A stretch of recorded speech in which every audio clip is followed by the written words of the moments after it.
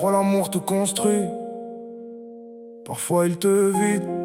Et le pire, c'est quand tu confonds les deux. J'ai rencontré Solène entre deux horaires chargés, au milieu du travail, des objectifs à dépasser. Moi j'étais focus, la tête pleine d'ambition, à vouloir grimper les échelons sans perdre mes convictions. Je donnais tout au taf, les heures et les sacrifices, pensant qu'un meilleur futur valait bien quelques cicatrices. Puis elle est entrée dans ma vie comme une évidence. J'ai ouvert mon cœur sans imaginer les conséquences. Elle avait mis à 3 ans le regard rempli d'innocence, une enfant qui m'a offert plus d'amour que certaines grandes personnes. Quand elle me voyait arriver, elle criait papa en souriant, et moi je réparais mon âme à travers ses yeux d'enfant. Je croyais construire un foyer, bâtir quelque chose de vrai, pendant que je m'éloignais doucement de ceux qui m'avaient élevé. J'étais tellement occupé à sauver notre avenir que j'ai laissé mon propre présent partir sans me prévenir. Je regardais son bonheur comme un objectif à atteindre, sans voir que certains incendies commencent sans jamais s'éteindre.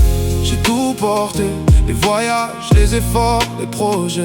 J'ai tout porté, même quand mes épaules demandaient grâce. Et aujourd'hui quand je regarde derrière moi, je réalise que l'amour ne devrait jamais ressembler à une épreuve d'endurance. Chaque promotion devenait presque une accusation, comme si réussir méritait une condamnation. Au lieu de partager ma joie quand les portes s'ouvraient, j'avais droit à des reproches quand mes efforts payaient. J'essayais de comprendre, de calmer les tensions, cherchant toujours ma faute dans chaque discussion. Les week-ends défilaient sur les routes de France, toujours prêt à offrir davantage de présence. Hôtel, restaurant, kilomètres et souvenirs. Je pensais nourrir l'amour, je nourrissais juste le désir de tenir. Ma famille me demandait pourquoi j'étais devenu distant, mais l'amour rend parfois sourd même les gens intelligents. J'ai traversé la France pour lui montrer des paysages, pendant qu'elle traversait mes limites sans voir les dommages. Je lui donnais des preuves d'amour à chaque saison. Elle me rendait des procès sans audience ni raison. Les mots devenaient plus lourds à chaque conversation, comme si la tendresse avait quitté la maison. Et le plus dur, ce n'est pas ce qu'on perd, c'est le temps qu'on a donné à quelque chose qui ne voulait plus grandir.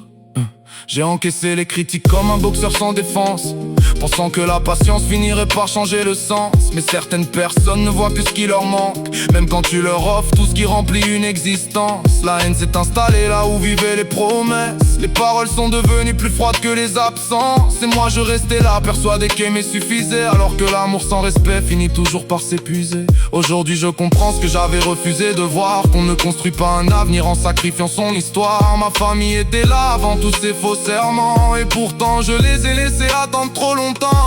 J'ai appris qu'on peut être fidèle jusqu'à l'excès, finir quand même traité comme si l'on ne faisait jamais assez. Le cœur aveugle voit des étoiles dans la tempête, jusqu'au jour où l'éclair révèle enfin la vraie silhouette. Je ne regrette pas l'amour que j'ai donné sincèrement, je regrette seulement de m'être oublié aussi longtemps.